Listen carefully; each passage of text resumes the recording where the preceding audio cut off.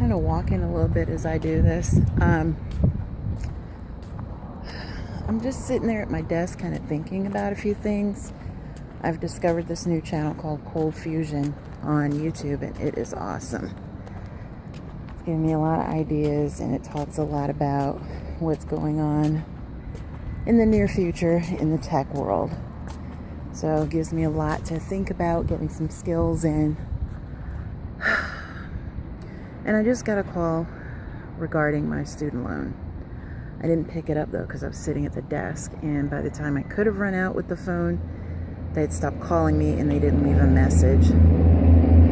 But you know, it makes me wonder. The only time now that my phone rings is if it's a creditor. How hard is it to get your phone ringing off the hook with opportunities? Opportunities for social engagements with friends and family, opportunities for career advancement, those kinds of things. I mean, people really don't call me anymore, and I wonder if I'm the same one running into this and feeling this way. The other thing I'm kind of wondering is, how hard is it to get a job? No, scratch that. I don't want a just over broke situation. How hard is it to advance your career without using a resume and without having to go through interviewing? Is it still possible to do that? Back in my grandparents' day, yes. And in my parents' day, to some degree, yes. But is it possible to do it now? 2 experiments I want to conduct. I'm going to be brief. It's amazing. Sometimes God shows you why things didn't happen a certain way the first time by allowing you to revisit things a second or even third time. And he reveals to you why things happened the way that they did previously. Part of a conversation that I just experienced has shown me that I'm going to have to move on. I don't know how I'm going to do it. I don't know what the next venture is going to be, and I don't know. The main thing I'm most concerned about is, I don't know if I'm honestly what they're going to be looking for a long-term committed relationship. I don't know if I would fit the mold of this place as a permanent employee. It's like, the longer I'm here this time, the more I realize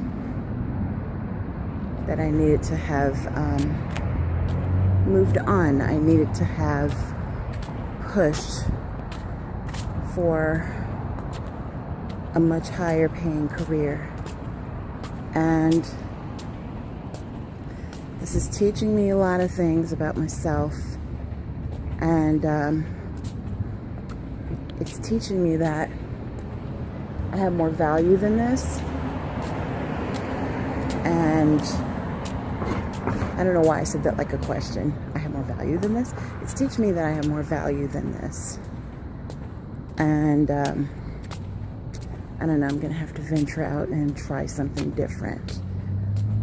One thing that's given me a lot of hope, and it's making me feel pretty doggone good, is watching and listening to Trevor Noah. And it's not necessarily his comedy that's making me feel that. It's his interviews. He's a brilliant man.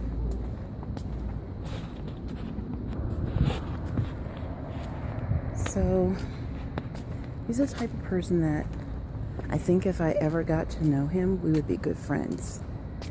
He's really compared to me, he's young. He's like 13 years younger than I am. But back in the day, he's the kind of man I would have dated. I'm just going to be honest. Because he's so brilliant. And it's intriguing to see somebody like that in this day and age. And he brings some new perspectives. And some of the things he said, like having exposed brick.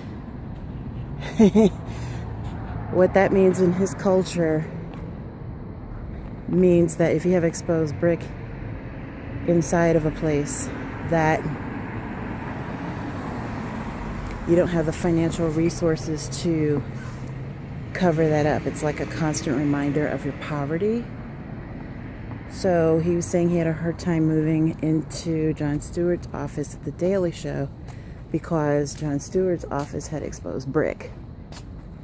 So it lets us know that here, it's the opposite. We think of it as some kind of privilege thing that I have arrived because I'm not covering everything up. And for South Africans like Trevor from Soweto, it's totally different. So, you know, you learn something every day. I didn't even think of that. And it makes me realize that even though I'm a person of color in America, that I have had some privilege in ways that I had not even, oh, it's a butterfly, in ways I had not even imagined. But yeah, I'm gonna have to do something else and start looking. Plus, I need to get out of the financial hole that I'm in because I just want to eat right and buy skincare and do things that I haven't been able to do in years and pay my bills. So that's where I am. And that'll be my homework. Going back to work now.